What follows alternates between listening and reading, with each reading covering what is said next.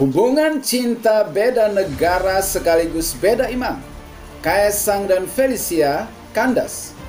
Kaesang dikabarkan ghosting alias hilang tanpa kabar sejak Februari 2021. Nama Kaesang Pangarep ramai diperbincangkan di media sosial seusai hubungan asmaranya dengan Felicia Tissue diisukan kandas. Ibunda Felicia pun akhirnya angkat bicara. Mengenai itu, Ibunda Felicia pun meluapkan kekecewaannya dalam unggahan di media sosialnya. Dalam unggahan Instagram @meilia_law Sabtu 6 Maret 2021, Meilia mengunggah foto kebersamaan Felicia dengan Kaesang. Dilansir tribunwow.com, dalam keterangan foto itu, Meilia meluapkan kekecewaannya terhadap Kaesang yang kini disebut-sebut telah memiliki kedekatan dengan Nadia Arifta. Dalam keterangan itu juga ia terang-terangan menyebut Kaesang telah mencampakkan Felicia. Bahkan Meilia mengungkit janji Kaesang pada Desember 2020 yang menyebut akan menikahi Felicia. Bersama unggahan itu juga ia menceritakan perjuangan Felicia menemani Kaesang sejak kuliah di Singapura. Kini Kaesang disebut hilang tanpa kabar dan menghapus foto-foto Felicia di akun Instagramnya. Bahkan kakak atau abang dari Felicia pun angkat bicara juga. Hello everyone, my name is Daryl, and I'm here speaking to you today in my capacity as the elder brother to my lovely young sister, Felicia Chu, or better known to most of you as Felicia Tissue. Well, Tissue because that is her most favorite teddy bear that she brings to sleep every night, in joy or sorrow. Although I'm sure it has been inundated with tears recently. This is Tissue, by the way. This man, whom I entrusted my sister to, has repeatedly asked for my parents' and grandparent blessings, and recently asked for my sister's hand in marriage in December 2020. Tentunya hubungan semacam ini pasti banyak terjadi di sekitar kita. Namun karena ini terjadi pada seorang anak Presiden Indonesia, maka ini sangat menarik perhatian publik. Karena itu baiklah mari kita belajar sesuatu dari peristiwa ini. Pelajaran pertama adalah resiko hubungan LDR atau Long Distance Relationship. Tak hanya itu, Kaesang pernah beberapa kali menuliskan kerinduannya pada Felicia Tissue. Keduanya tak bisa bertemu karena pandemi. Memang secara hubungan jarak jauh memiliki resiko tersendiri, karena itu bagi mereka yang menjalani hubungan jenis ini, ya maka yang terutama harus diingat adalah komitmen. Ya, tanpa komitmen maka hubungan jarak jauh LDR tidak mungkin bisa dijalani. Karena cinta itu bukan soal berdebar-debar waktu bertemu. Itu bukan ukuran cinta sejati. Karena kita juga sering berdebar-debar ketika dikejar anjing galak pastinya ya. Bukan berarti kita jatuh cinta pada anjing galak itu kan. Jadi cinta sejati tidak bisa diukur hanya dari sekedar berdebar-debar waktu berjumpa atau bertemu. Ya, cinta sejati juga tidak bisa diukur karena terbayang-bayang siang dan malam. Karena terhadap orang yang kita benci pun seringkali itu terbayang-bayang siang dan malam. Jadi itu bukan ukuran bahwa itu cinta sejati, melainkan ukuran cinta sejati itu adalah komitmen. Kalau kita sudah komit pada sebuah hubungan, maka sekalipun sering ketemu ataupun LDR, tidak ada yang bisa memisahkan hubungan itu karena kita membangunnya di atas sebuah komitmen. Yang kedua, ya, resiko daripada hubungan jarak jauh atau LDR adalah waktu akan menjadi alat uji terbaik terhadap kekuatan atau daya tahan daripada hubungan itu. Waktu adalah alat uji Tuhan terhadap sebuah komitmen, terhadap sebuah hubungan percintaan. Ya, sehingga seringkali kita mendengar kabar bahwa ada orang yang menjalani hubungan jarak jauh, ya, di zaman dahulu ketika orang masih berkomunikasi melewati surat, dikirim via kantor pos dan lain sebagainya, maka ada kabar bahwa ada seorang yang pria yang menjalani hubungan dengan kekasihnya jarak jauh sehingga hanya lewat surat menyurat yang diantar oleh orang yang sama, akhirnya sang kekasih jadian sama si pengantar surat. Lebih lanjut, Melia menyebut keretakan hubungan Kaisang dan Felicia disebabkan karena kehadiran wanita lain. Bahkan, wanita yang merebut Kaisang itu disebutnya merupakan karyawan Felicia. Yang kedua adalah hubungan beda iman. Dikabarkan Felicia adalah seorang yang beragama Kristen, sedangkan Kaisang pastinya seorang Muslim.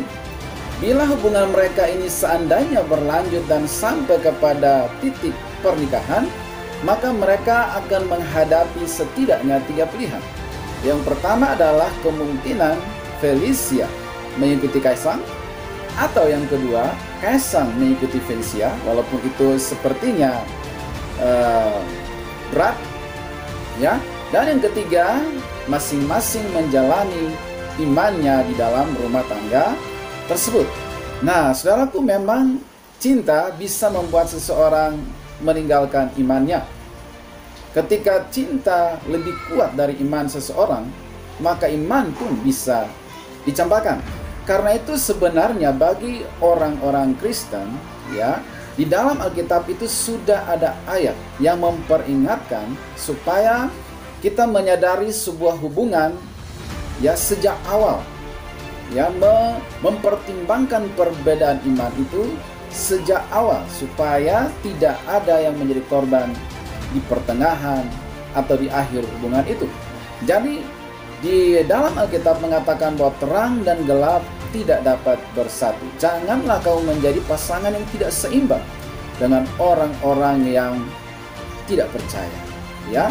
Karena ketika kita mencampakkan iman demi cinta, maka mungkin kita berharap bahagia, tetapi kebahagiaan itu sesungguhnya hanyalah fata morgana. Sepertinya ada, tetapi tidak ada. Itulah yang namanya kebahagiaan semu. Karena itu iman, ya, itu harus menjadi standar nomor 1 ketika kita sedang mempertimbangkan untuk menjalani hubungan yang serius dengan seseorang. Yang ketiga adalah PHP atau pemberi harapan palsu.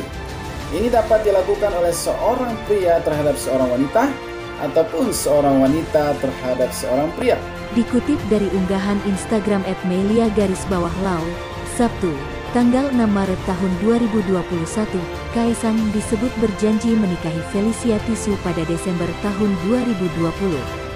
Namun, pada Januari tahun 2021 Kaisang disebut menghilang tanpa ada kejelasan. Tapi tahukah Anda apa kata Alkitab tentang PHP?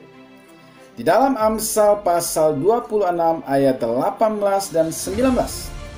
Seperti seorang gila menembakkan panah api, panah dan maut, demikianlah orang yang memperdaya sesamanya dan berkata, aku hanya bersenda gurau. Jadi seperti seorang gila yang sudah menembakkan panah api kemana-mana.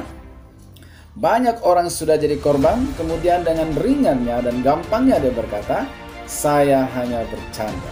Itulah bahaya dan berisikonya PHP. Karena itu, hindari, bagi seorang pria, hindari untuk melakukan itu terhadap seorang wanita, dan seorang wanita hindarilah untuk melakukan hal itu terhadap seorang pria.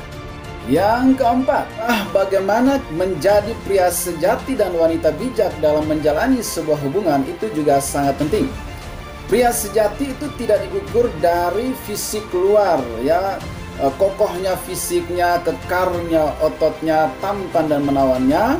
Tetapi pria sejati itu diukur dari kemampuannya untuk bertanggung jawab, ya, terhadap setiap ucapannya. Kalau ada satu hal yang dapat dipegang dari seorang pria, seharusnya itu adalah ucapan-ucapannya atau kata-katanya, ya. Kemudian wanita bijak, ya, di dalam Alkitab mengatakan bahwa Amsal 31 ayat 30, kemolekan adalah bohong dan kecantikan adalah sia-sia, tetapi istri yang takut akan Tuhan dipuji-puji.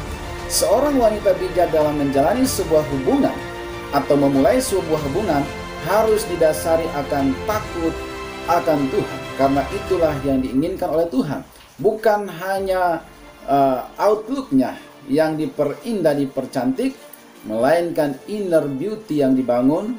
Itulah yang akan membuat suatu hubungan bisa langgeng atau bertahan.